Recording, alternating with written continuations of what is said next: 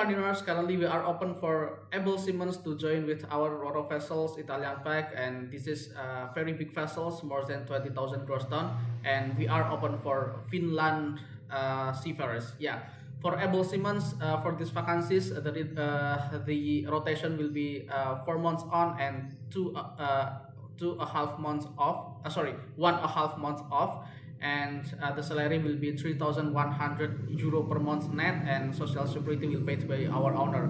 And the requirement for these vacancies, you need to have basic Italian knowledge. If you didn't have it, you can learn it first, and we will provide you our learning module to learn basic Italian to join on board with these vessels.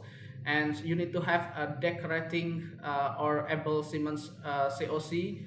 It will be 2/4 or 2/5, and it will be better if you hold a 2/5 COC for able Seamen. And you need to obtain Italian fiscal code if you are accepted for these vacancies. And yeah, please, you can send your application to our email, or you can put it directly to our link database.